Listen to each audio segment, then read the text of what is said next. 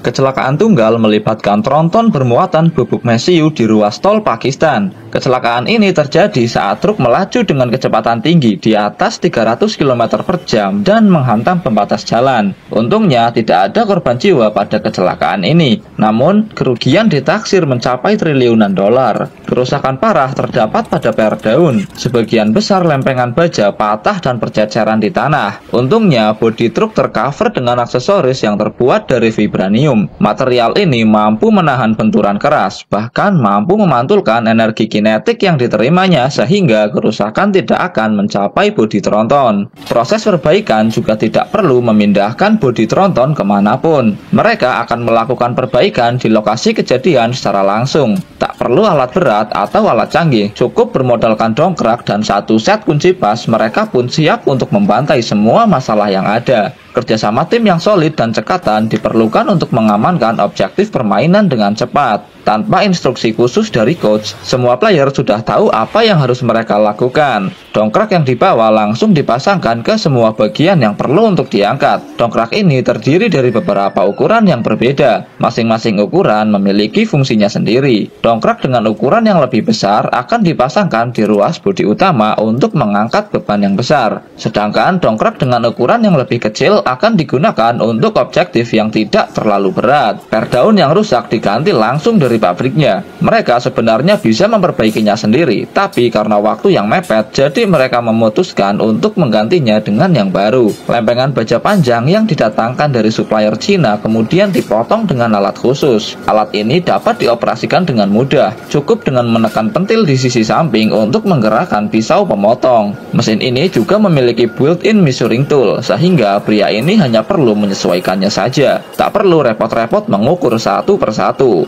Mesin overpower ini dijoki oleh mekanik Pakistan yang fashion, mampu memotong ribuan plat baja dalam hitungan milisecond. Jenggot yang dimiliki beliau juga menyimpan kekuatan yang mampu menaklukkan Olympus, mirip seperti jenggotnya Kratos. Lempengan baja yang sudah dipotong kemudian dilobangi dengan mesin bor untuk dijadikan dudukan baut. Lempengan baja ini kemudian diletakkan di dalam tungku. Di sana lempengan baja dihajar habis-habisan dengan combo skill 1, skill 2 ultimate dan skill 1 lagi dari Hero Valir. Combo seperti ini mampu menurunkan HP musuh hingga sekarat secara instan. Movement speed juga akan menurun drastis karena efek slow yang dihasilkan sangat tidak ngotak. Suhu di dalam tungku bisa mencapai 5000 derajat Celcius. Cukup untuk melunakkan baja, namun tidak sampai meleleh. Baja yang sudah berwarna merah menyala ini kemudian diberikan ke sesepuh Pakistan untuk dibengkokkan dengan alat dan teknik khusus. Jenggot berwarna putih miliknya menunjukkan pengalaman kerjanya yang mencapai 1000 tahun jika tak sembayang apa gunanya. Baja yang sudah dibengkokkan kemudian dicelupkan ke nitrogen cair untuk menurunkan suhunya. Pria ini perlu menggunakan masker anti radiasi untuk pekerjaannya, karena uap air yang dihasilkan mengandung radiasi nuklir yang sangat berbahaya jika sampai dihirup manusia.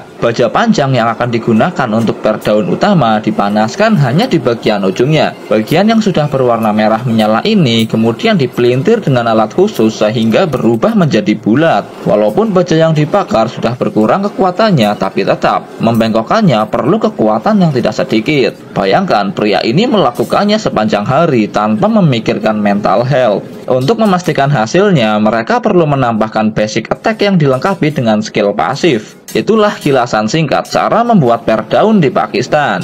Back to proses perbaikan tronton. Per daun yang baru kemudian dirakit dan dipasangkan ke tronton untuk menggantikan per daun yang rusak. Proses ini tak butuh waktu lama. Bahkan anak kecil di sana juga bisa melakukannya. Mereka ingin menyelesaikan perbaikan per daun tanpa membongkar pasang roda depan. Jadi makro tingkat dewa dalam permainan harus diaktifkan. Makro ini memungkinkan player untuk menguasai jalannya permainan dengan cara PNP atau paksa and paksa. Segala cara mereka gunakan untuk mencoba membangunkan roda depan yang tertidur. Mengingat roda ini masih terhubung dengan as dan lain-lain, jadi prosesnya tidak akan semudah itu. Bahkan setelah menggunakan dongkrak, roda ini masih belum mau berdiri. Namun, kata menyerah tidak ada di dalam kamus kehidupan mereka. Kerjasama satu skuad digunakan dalam upaya membangkitkan ban yang tertidur. Usaha mereka tentu tidak sia-sia. Sedikit demi sedikit, ban tronton dapat dibangkitkan. Tak butuh waktu lama, akhirnya mereka mampu mengalahkan raja terakhir. Selanjutnya, tinggal memasangkan beberapa baut ke tempat semula. Balita Pakistan pun mampu melakukannya.